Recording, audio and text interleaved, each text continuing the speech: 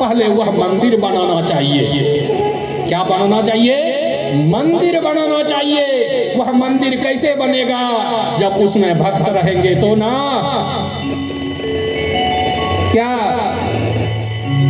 राम कथा सिखाता है मर्यादा, और मर्यादा तब बचता है जब आप अच्छे अच्छे कर्म करेंगे। हाँ, अच्छे कर्म कहां से कर पाएंगे? नहीं कर पाएंगे। क्यों नहीं कर पाएंगे? अगर अच्छे कर्म करेंगे तो वह भगवान को प्रिय होगा, और खराब कर्म करेंगे तो हमको और आपको प्रिय होगा। हाँ, ये भागवत कहता है, मैं नहीं कहता। भागवत कहता है कि पहले हजारों हजारों वर्ष जीते थे, और यही भागवत कथा कलयुग के बारे में कह दिया है कि मनुष्य 12 वर्ष का हो जाएगा। कितना?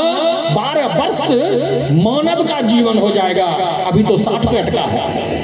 अभी जो हम लोग कुंडली बनाते हैं ना, 60 से ज्यादा आयु अभी का नहीं आता है, तो 12 वर्ष का हो जाएगा। अब ये सोचो 12 वर्ष में क्या करेगा वह मानव? जन्म लेगा, खेलेगा, कूदेगा, पढ़ेगा, लिखेगा, शादी ब्याह होगा, बूढ़े होंगे, खत्म हो जाएंगे। मानव कितना बड़ा रहेगा?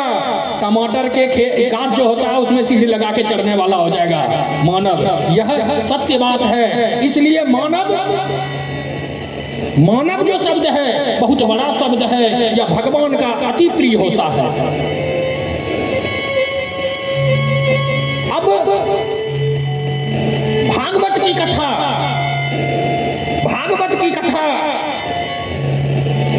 प्रत्येक मनुष्य को श्रद्धा से इसका स्वाध्याय करना चाहिए।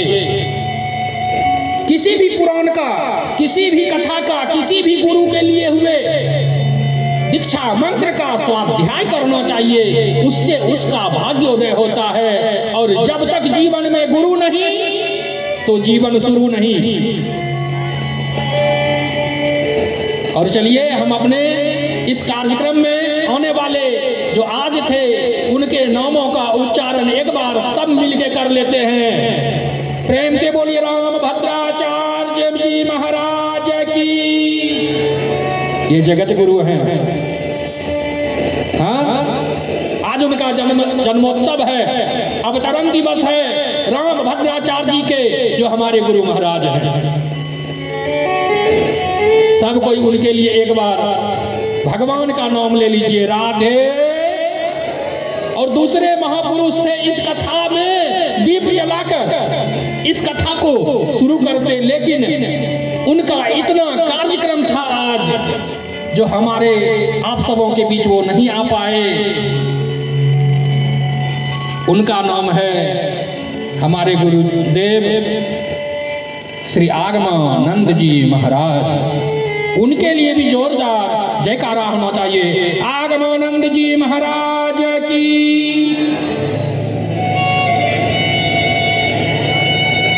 वर्तमान जन्म में मनुष्य को कर्मों के प्रति काफी सजग रहना चाहिए। सुनिएगा कथा को, अच्छी अच्छी बातों को मिलेगा सुनने के लिए, और इस पे ध्यान भी दीजिएगा। दुष्कर्मों से दूर रहकर केवल सत्कर्म ही करने चाहिए। आपको सत्कर्म यह कलयुग करने नहीं देगा, एकदम सत्कर्म नहीं करने देगा। आपको रोकेगा यह कलयुग कि तुम पाप करो, दुष्कर्म करो, लेकिन तुम सत्कर्म नहीं कर पाओगे। ऐसा करने से अगला जन्म अच्छे परिवार में होगा और जीवन सुख शांति पूर्वक बीतेगा। भागवत एक महान व्यवहारिक ग्रंथ है। यह केवल भक्ति एवं मुक्ति का ही मार्ग नहीं बताता, अपितु लोक व्यवहार, राजनीति, कूटनीति, शासन व्यवस्था रहित जीवन के सभी पहलुओं पर महत्वपूर्ण मार्गदर्शन प्रस्तुत करता है। दान, पश्चाताप, संतोष।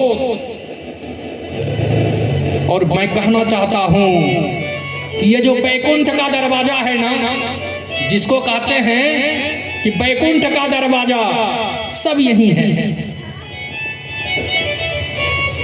जो 7 कर्म करेगा ना, वह दरवाजा अपने आप खुल जाता है। क्या क्या सुन लीजिए, दान,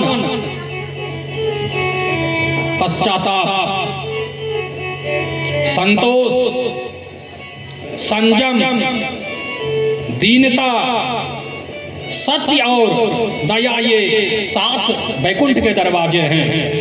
ये सब मानव के पास रहना चाहिए, तो वह जो बैकुंठ का दरवाजा है ना, वो अपने आप खुला रहेगा।